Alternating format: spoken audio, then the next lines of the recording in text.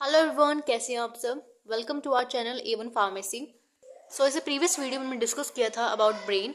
तो ब्रेन में हमने देखा था, तो फोर ब्रेन में हमने स्पेसिफिक देखा था सेरिब्रम को। आज हम देखने वाले हैं डायनसेफलोन। तो डायनसेफलोन के ऊपर ये थोड़ी सी डिटेल वीडियो रहेगी। अगर ये खत्म हो जाता है तो हम मिड ब्रेन पे जाएंगे आगे, ठीक है। तो मिड ब्रेन क्या होता है, इसमें हमने 2 पार्ट्स देखे थे, ठीक है। तो इनके बारे में हम फर्दर डिस्कस करने वाले हैं।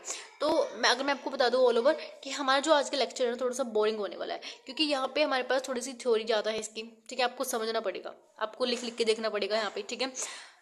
लेक्चर आज का बोरिंग होने वाला मैं आपको पहले ही बता देती हूँ, क्योंकि ये जो टॉपिक हैं ये थोड़े से मतलब इनके नेम भी देखो ना ऐसे कैसे लग रहे हैं। तो इनके ऐसे ब्रेन के पार्ट है ये, ठीक है।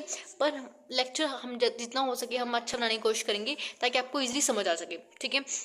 तो शुरू करते हैं डायनसेफलोन से, ठीक है। तो सेरिब्रम आपने अगर आप इससे प्रीवियस वीडियो नहीं देखी है तो सेरिब्रम मैंने उसमें वहाँ पे कराया था आपको, ठीक है। हमने सेरिब्रम देखा था, हमने लोब्स भी देखे जिसमें, ठीक है। तो डायनसेफलोन में क्या होता है, diencephalon is a visible from inferior side of the brain, यानी इंफीरियर साइड की तरफ से। यानी अगर आपको ब्रेन को देखना है, अगर आपको डायनसेफलोन को देखना है तो आपको कैसे दिखेगा वो। तो इन्फीरियर यानी देखो, एक होता है सुपीरियर, एक होता है इन्फीरियर। तो इन्फीरियर कुछ इस टाइप का देखो, अगर आप ब्रेन को ऐसे उल्टा करके रख दो, देखो इन्फीरियर कैसा आपको कैसे शो हो रहा है ना, इसमें अगर आप देखो ब्रेन को इन्फीरियर टाइप में रखा हुआ है, तो इन्फीरियर में आपको इस तरह से यहाँ पे डायनसेफलोन शो होगा, ठीक है। तो यहाँ पे जो क्रेनियल नर्व्स है ना, अगर आपने क्रेनियल नर्व्स अच्छे से पढ़ी हैं तो कुछ नर्व्स जो हैं डायनसेफलोन से रिलेटेड भी हैं, हम आगे डिस्कस करने वाले हैं, ठीक है। तो बात यहाँ पे क्या है, जो इन्फीरियर होता है ना, मैं आपको थोड़ा सा छोटा करके दिखा देती हूँ। तो इन्फीरियर जो है इस तरह आप देख सकते हो ना, यहाँ पे जो शोर है ये एरो, तो ये इस तरह रखा हुआ है, तो उसको इन्फीरियर सरफेस बोलते हैं, ठीक है। तो इन्फीरियर सरफेस है इस, अगर आप इस तरह से देखोगे ना तब आपको डायनसेफलोन नजर आएगा।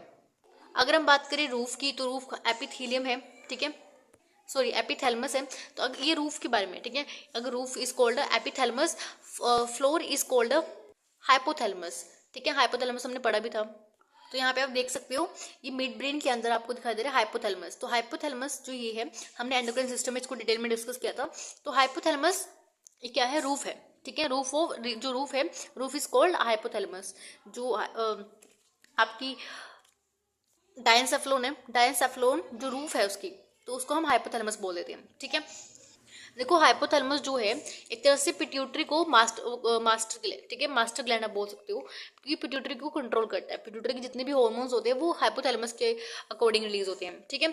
अगर हम बात करें वोल, अगर जो वोल है वोल को हम क्या बोल रहे हैं, थैलेमी, ठीक है। नेक्स्ट हम देखते हैं कैविटी इज कोल्ड, जो कैविटी है उसके अंदर, ठीक है, उस कैविटी डायकोल हम बोल देते हैं, ठीक है, जो कैविटी होती है उसके अंदर। और इसको हम थर्ड वेंट्रिकल भी बोल देते हैं, ठीक है।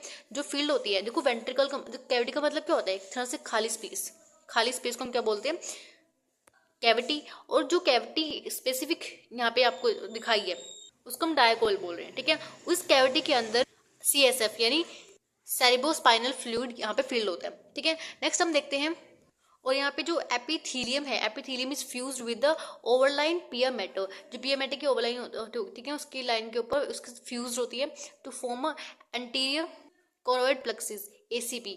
एंटीरियर कोरोइड प्लेक्सिस क्या होता है ये भी हम डिस्कस करेंगे आगे, ठीक है। नेक्स्ट हम देखते हैं एंटीरियर साइड। एंटीरियर साइड में अगर हम देखें, epithalamus has a pineal gland, हमने देखा था पीनियल ग्लैंड को हम एपिफाइसिस भी बोल देते हैं, ठीक है। पीनियल ग्लैंड में, पीनियल ग्लैंड 2 हार्मोन्स बनाता है, मेलाटोनिन और सेरोटोनिन। ये हमने देखा था इससे प्रीवियस वीडियो में, एंडोक्राइन वीडियो में, सॉरी एंडोक्राइन वीडियो में अगर आपने देखी है, एंडोक्राइन वाली प्लेलिस्ट अगर आपने पूरी फॉलो की है तो वहाँ पे हमने देखा था पीनियल ग्लैंड के बारे में। तो यहाँ पे जो एंटीरियर साइड अगर हम देखते हैं, एंटीरियर साइड ऑफ एपिथैलेमस जो है उसकी एंटीरियर साइड में यहाँ पे पिट्यूटरी ग्लैंड होती है, ठीक है, जिसको हम एपिफाइसिस भी बोल रहे हैं। यहाँ पे इसको हम थर्ड आई भी बोलते थे, ठीक है। बायोलॉजिकल क्लॉक हम इसको बोलते हैं, सीट ऑफ सोल हम यहाँ पे बोलते हैं। ये सब अपने एंडोक्राइन सिस्टम में पढ़ा हुआ है, ठीक है, जो कि ऑलरेडी हो चुका है। अगर आपको नहीं, अगर आपने वो नहीं देखा है तो आप एक बार देख सकते हो, ठीक है। आपको समझ आ जाएगा। मैंने आपको ये भी बताया था कि थर्ड आई क्यों बोलते हैं, ठीक है। जब हम मेडिटेशन करते हैं तो अपने थर्ड आई पे हम मेडिटेट करते हैं, ठीक है। तो थर्ड आई पीनियल ग्लैंड ही है, ठीक है। बायोलॉजिकल क्लॉक क्यों बोल रहा है, क्योंकि ये मेलानिन और सेरोटोनिन रिलीज कर रहा है। ये जो मेलानिन और सेरोटोनिन होता है वो जब डार्क टाइम होता है तो मेलानिन रिलीज होता है, जब लाइट टाइम होता है तो सेरोटोनिन रिलीज होता है। हमने सब देखा था वहाँ पे, और उसको हम सीट ऑफ सोल भी बोल देते हैं, ठीक है। नेक्स्ट हमारे पास है थैलेमी। इस थैलेमी क्या होता है, रिले द सेंटर, एक रिले सेंटर होता है, ठीक है। रिले सेंसरी इम्पल्सेस होती हैं, देयरफॉर स्मेल, ये स्मेल के लिए होती है, ठीक है। यहाँ पर हम देखते हैं हाइपोथैलेमस। हाइपोथैलेमस तो हमने डिटेल में पढ़ा था, तो हाइपोथैलेमस एंडोक्राइन सिस्टम हमने डिटेल में डिस्कस किया था, ठीक है। एक एक हार्मोन हमने यहाँ पे डिस्कस भी किए थे वहाँ पे, ठीक है। इट इज़, तो अब हम देखते हैं यहाँ पे हाइपोथैलेमस के बारे में थोड़ा सा डिटेल में देख लेते हैं। It is that area of a brain where where nervous and endocrine system are integrated, so it is neuroendocrine structure. देखो यहाँ पे नर्वस और एंडोक्राइन सिस्टम यहाँ पे मतलब एक तरह से क्या होता है, इंटीग्रेट होता है, ठीक है, जिस वजह से हम इसको बोलते हैं न्यूरो एंडोक्राइन स्ट्रक्चर, ठीक है। तो यहाँ पे न्यूरो एंडोक्राइन का मतलब क्या है, देखो आपने देखा होगा जो एंटीरियर पोस्टीरियर पिट्यूटरी थी, वहाँ पे जो न्यूरो ट्रांसमीटर जाते हैं, देखो एंटीरियर पिट्यूटरी के अंदर जो भी न्यूरॉन्स जाते हैं हाइपोथैलेमस से, वो ब्लड के थ्रू जाएंगे पोर्टर सिस्टम में, ठीक है। तो पोर्टर सिस्टम वहाँ पे होता है। अगर हम पोस्टीरियर पिट्यूटरी के बारे में बात करें तो पोस्टीरियर पिट्यूटरी में वहाँ पे न्यूरॉन्स के थ्रू जाते हैं, ठीक है। वहाँ पे क्लस्टर्स होते हैं, ठीक है, एक्सोन के थ्रू जाएंगे पोस्टीरियर पिट्यूटरी के अंदर। तो हमने ये डिटेल में पढ़ा हुआ है, ठीक है। It is a higher vascular क्यों होता है, क्योंकि ऑब्वियस सी बात है जो हमारे पास एंडोक्राइन स्ट्रक्चर जितने भी होते हैं, ठीक है, वहाँ पे क्योंकि एंडोक्राइन स्ट्रक्चर का काम क्या होता है, हार्मोन बनाना। अब ये हार्मोन बनाएंगे तो ऑब्वियस सी बात है ब्लड में जाएंगे सारे हार्मोन। अब ये ब्लड में जाने के लिए हार्मोन्स को तो हाईली वेस्कुलर होना पड़ेगा, यानी वहाँ पे जो एरिया है एंडोक्राइन स्ट्रक्चर जो है उसके अराउंड काफ़ी सारी वेसल्स हमें चाहिए होती है, ब्लड वेसल्स, ताकि इजीली जो हार्मोन है वो ब्लड के अंदर जा सके, ठीक है। तो हाईली वेस्कुलर है, ठीक है, regulates behaviour essential for the survival. Obvious बात है सर्वाइवल है ऑफ स्पीशीज, जैसे फीडिंग हो गया, फाइटिंग हो गया, फ्लिंग हो गया, मीटिंग हो गई, सेक्स डिजायर जितनी भी हो गई, तो ये हाइपोथैलेमस कंट्रोल करते हैं। अब हम देखते हैं हाइपोथैलेमिक सेंटर कौन कौन से होते हैं। तो यहाँ पे काफ़ी सारे सेंटर्स होते हैं। तो पहले हम देख लेते हैं हंगर सेंटर यहाँ पे होता है, ठीक है, हमारी भूख को रेगुलेट करता है। देखो कई बार क्या होता है, हम जब खाना खा लेते हैं तो हमें एक सेटिस्फेक्शन फील होता है कि हमने खाना खा लिया, इसके बाद हम और नहीं खा सकते। तो वो कौन फील करवाता है, ये हाइपोथैलेमिक सेंटर में ही होता है, हंगर सेंटर होता है, ठीक है। जब हमें भूख लगती है तो ऑब्वियसली बात है हाइपोथैलेमिक सेंटर ही हमें इसको एक्टिवेट करेगा, ठीक है। एक तरह से सेटिस्फैक्टरी सेंटर भी यहाँ पे है, ठीक है। तो उसके बाद ये प्यास के लिए भी होता है, ठीक है। नेक्स्ट है सटेटरी सेंटर, ठीक है। उसके बाद हमारे पास है ओस्मो रेगुलेटरी सेंटर, ठीक है, ओस्मो रेगुलेटरी सेंटर भी यहाँ यहीं पे होते हैं। नेक्स्ट हमारे पास थर्मो रेगुलेटर सेंटर जो हमारे टेम्परेचर ऑफ बॉडी को कंट्रोल करता है, ठीक है। अब देखो जब इंसान की डेथ हो जाती है ना, तो उस टाइम पे क्या होता है, हमारी पूरी बॉडी ठंडी पड़ जाती है, ठीक है। जो डेड बॉडी होती है वो पूरी ठंडी हो जाती है, आपने भी सुना होगा। तो उसमें क्या केस में क्या होता है, जो ये होता है हाइपोथैलेमिक सेंटर होता है, ये टेम्परेचर को रेगुलेट कर रहा था। अब ये तो क्या हो गया, हाँ बॉडी एज अ मतलब डेड हो गई है बॉडी, तो ऑब्वियस सी बात है बॉडी ठंडी तो होगी। तो जब वो बॉडी ठंडी हो जाती है उस टर्म के लिए हम क्या मतलब उस चीज़ के लिए हम क्या टर्म यूज़ करते हैं, यहाँ पे टर्म यूज़ होती है एल्गोर मैटिस। तो ये जो हमारे पास होता है ये टर्म एल्गोर मार्टिस जो होता है, इसमें जो हमारी जब बॉडी की डेथ हो जाती है, ठीक है, जब कोई भी डेड बॉडी होती है जब ठंडी पड़ जाती है तो उसके लिए हम यूज़ करते हैं ये चीज़, ठीक है। तो आप बोल सकते हो fail in body temperature after death, जब डेथ हो जाती है तो उसके बाद जो टेम्परेचर गिर जाता है बॉडी का, तो उसके लिए हम ये वर्ड यूज़ करते हैं, ठीक है। नेक्स्ट हम देखते हैं इसका एंडोक्राइन फंक्शन भी होता है हाइपोथैलेमस का। तो हाइपोथैलेमस का एंडोक्राइन फंक्शन सबको पता होगा, ठीक है। Hypothalamic neuro hormone reach the anterior and posterior through the hypothalamic hypophyseal portal system हमने देखा था वहाँ पे, ठीक है। एंटीरियर पोस्टीरियर पिट्यूटरी के अंदर क्या होता है, देखो यहाँ पे एंटीरियर पिट्यूटरी के अंदर क्या होता है, हाइपोफाइसिल पोर्टल सिस्टम होता है, जिसके थ्रू जितने भी हाइपोथैलेमिक हार्मोन होते हैं वो पिट्यूटरी के अंदर जाते हैं, ठीक है। नेक्स्ट लिखा हुआ है, देखो ये तो आपकी बात की हमने एंटीरियर पिट्यूटरी की, तो यहाँ पे एंटीरियर पिट्यूटरी के बारे में बात करें। नेक्स्ट है reach the posterior pituitary through a axon of hypothalamic neuron, जो हाइपोथैलेमस के अंदर न्यूरॉन्स होते हैं। देखो आप यहाँ पे देख सकते हो, देखो ये हमारी थी हाइपोथैलेमस, ठीक है, ये हाइपोथैलेमस है। देखो यहाँ पे आपके न्यूरॉन्स भी जो येलो कलर के आपको दिखाई दे रहे हैं ना, ये न्यूरॉन्स है, ठीक है। यहाँ पे क्लस्टर बने हुए हैं, इन क्लस्टर्स के अंदर जो न्यूरोट्रांसमीटर है वो फॉर्म होगा, ठीक है। और यहाँ पे जो ये हमारे पास है ये हमारा पोर्टल सिस्टम है, ठीक है, ये पिट्यूटरी पोर्टल सिस्टम लिखा हुआ है। तो ये इस पोर्टल सिस्टम के थ्रू क्या होगा, जो यहाँ पे हार्मोन्स बनेंगे हाइपोथैलेमस के अंदर, जो हमारे पास हार्मोन्स बनते हैं वो इस पोर्टल सिस्टम के थ्रू जाएंगे।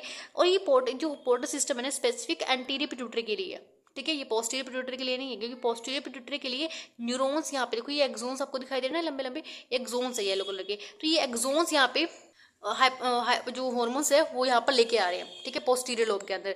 लेकिन जो यहाँ पे एंटीरियर है, ये जो सारी ब्लड वेसल्स आपको दिखाई दे रही है, ठीक है, ये आपको वेस्कुलर हाईली वेस्कुलर आपको दिखाई दे रहा है ना यहाँ पे, ये हाईली वेस्कुलर यहाँ पे हॉर्मोन्स लेके आएगा एंटीरियर पिट्यूटरी के अंदर, ठीक है। उसके बाद देखो यहाँ पे आप देख सकते हो, यहाँ पे एडीएच आता है, ऑक्सीटोसिन आता है, ठीक है, ये पोस्टीरियर पिट्यूटरी नहीं बनाता, ये ऑब्वियस पता है एक्सोन से आ रहे हैं, ठीक है। तो एक्सोन में यहाँ पे जो ये आपको दिखाई दे रहा है नीचे, यहाँ पे इकट्ठा हो जाएंगे, ठीक है। लेकिन पोस्टीरियर पिट्यूटरी लोब ये नहीं बनाएगा हार्मोन। उसके बाद हम देखें यहाँ पे जो हॉर्मोन्स हाइपोथैलेमस में बन रहे हैं वो पोर्टर सिस्टम के थ्रू एंटीरियर पिट्यूटरी के अंदर आएंगे। एंटीरियर पिट्यूटरी यहाँ पे उससे रिलीज करेगी अपने हॉर्मोन्स, ठीक है। तो यहाँ पे सारे हॉर्मोन्स लिखे हुए हैं, इसके बारे में ऑलरेडी डिस्कस किया हुआ है सब कुछ। नेक्स्ट है, and these neuro hormones regulate the activity of pituitary glands, obvious बात है, ठीक है। एंड द पिट्यूटरी ग्लैंड्स अगर हम बात करें, पिट्यूटरी ग्लैंड तो ऑब्वियसली बहुत ही इजी है।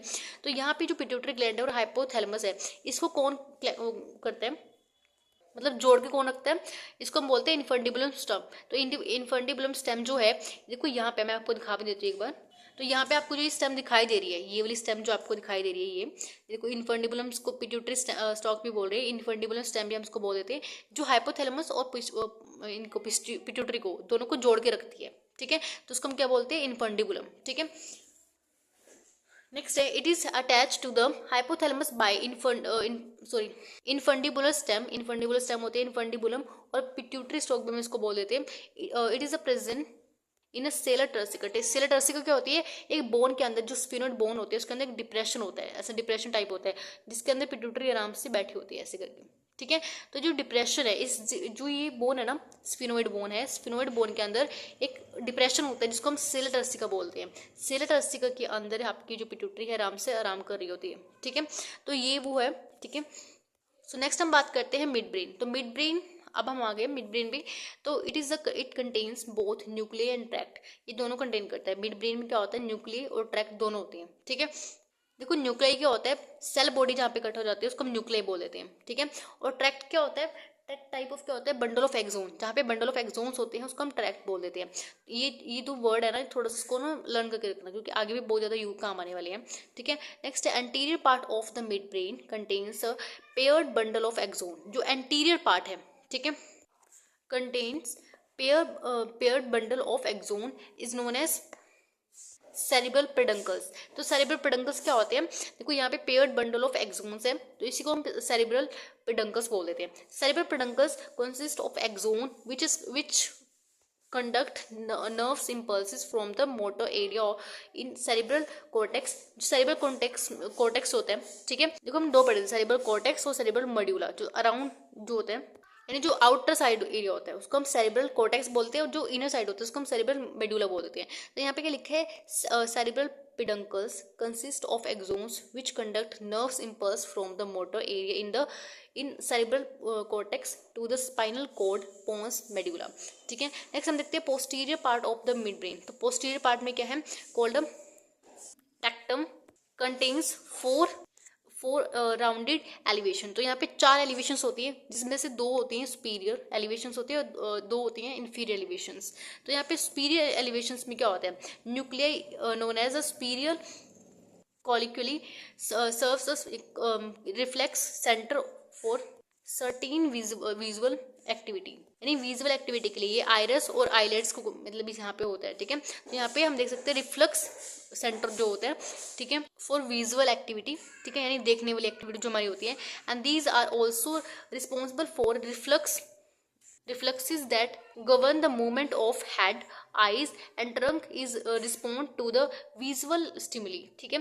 तो यहाँ पे स्पेसिफिक जो है, यहाँ पे जितने भी movement of head, eyes, trunk, ये कौन रिस्पॉन्ड करता है, हमारा सब ये जो 2 सुपीरियर एलिवेशंस हैं तो ये कंट्रोल करती हैं, ठीक है। तो नेक्स्ट हमारे पास है 2 सुपीरियर एलिवेशंस जो होती हैं, the inferior colliculi are part of auditory pathway. तो यहाँ पे ऑडिटरी पाथवे से रिलेटेड है, ठीक है, relaying the impulses from the receptors for hearing inner ear to the brain, ठीक है। तो नेक्स्ट हमारे पास है, and these 2 nuclei are also reflex the centre of the startle reflex sudden movement of the head.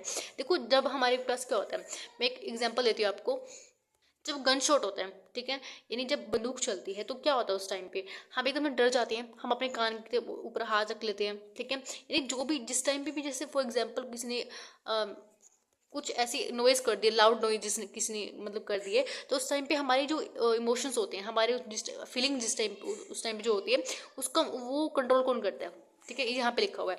And these two nuclei, जो यहाँ पे दो न्यूक्लियाई हैं ये वाली, ठीक है, ये वाली न्यूक्लियाई यहाँ पे, ठीक है, तो जो दो न्यूक्लियाई हैं ऑल्सो रिफ्लक्स सेंटर ऑफ